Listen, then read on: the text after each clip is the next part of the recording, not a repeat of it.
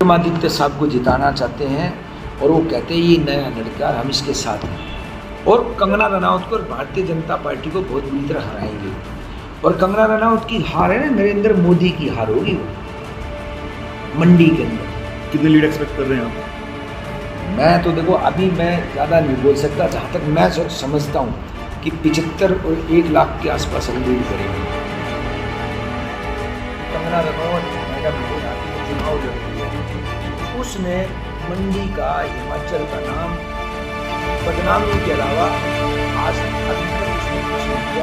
अब आपके शहर में मिलेगी केवल श्री वृंदावन गारमेंट्स में सबसे सस्ते दामों पर ladies kurtis, palazzo suits, ladies palazzo. सस्ते दामों के लिए संपर्क करें 8219348436। Shri Vrindavan garments, ward number 3, अपर गरुड़, जोगिंदर नगर। उसके बहुत ऐसे उदाहरण हैं कि जैसे वो बोलती है कि भाई मैं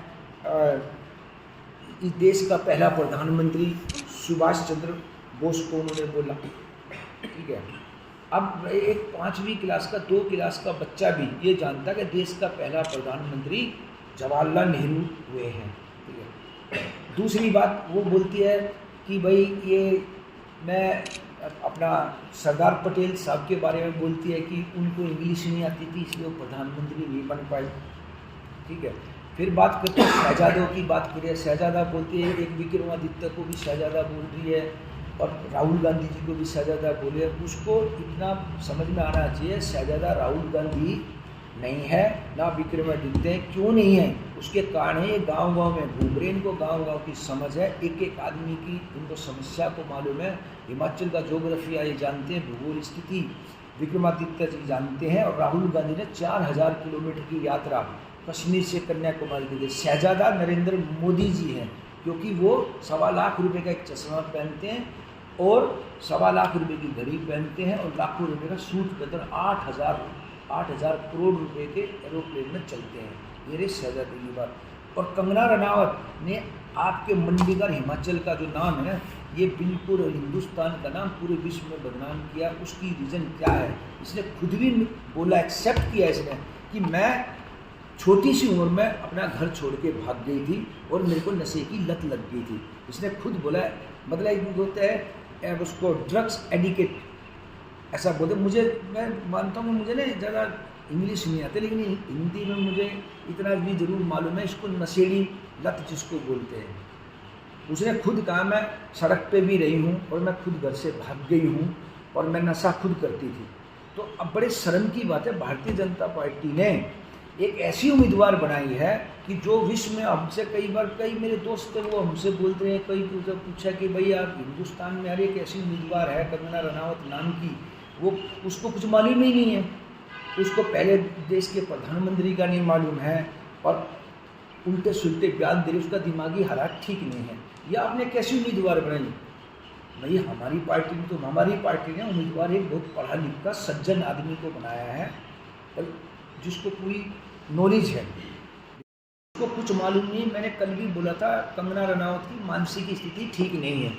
कल मेरी मंडी में कॉन्फ्रेंस थी, आज फिर मैं रिपीट कर रहा हूँ, वो खुद भी बोल चुकी है कि मैं नशा करती थी और मैं पहले बीफ खाती थी, अब मैंने बीफ छोड़ दिया है।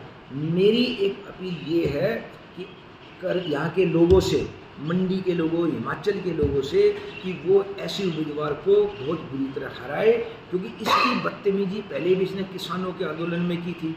किसान को बोलती थी ये देशद्रोही हैं। एक 100 साल की महिला थी किसान की, उसने इसको, कंगना रनावत ने उनको दादी कहा, ठीक है, और किसानों को आतंकवादी कहा और उनको देशद्रोही कहा और खालिस्तानी बोला, ठीक है।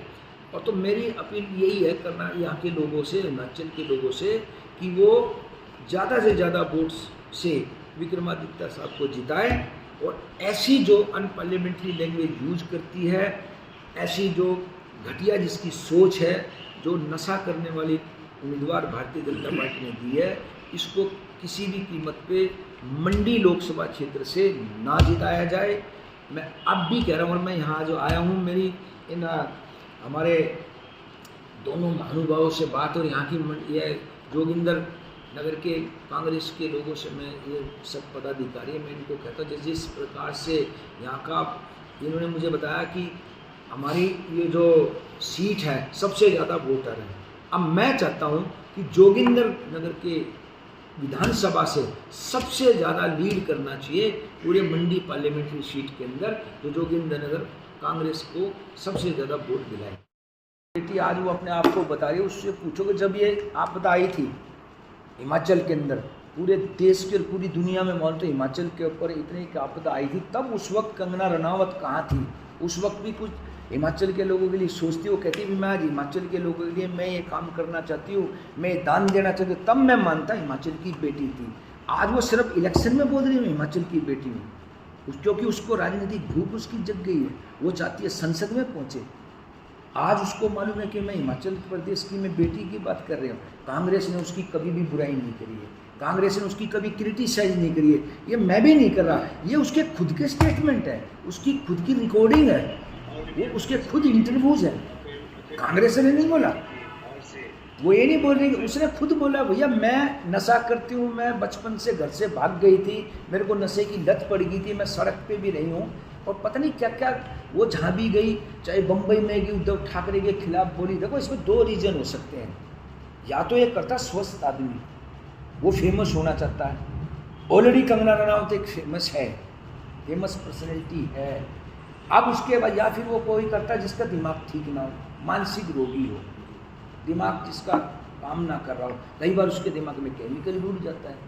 जिस उम्मीदवार को यही नहीं मालूम हमारा देश का प्रधानमंत्री कौन है, और उसको फिर बीच में उन्होंने मोतीलाल नेहरू, जवाहरलाल नेहरू पे भी आरोप लगाए, तो वो बोलती सरदार पटेल के बारे में। सरदार पटेल साहब की 1950 में डेथ हो गई थी और 1952 में गठित हुई थी हमारे देश का संविधान, और हमारे देश की सरकार पहले बनी थी 1952 में।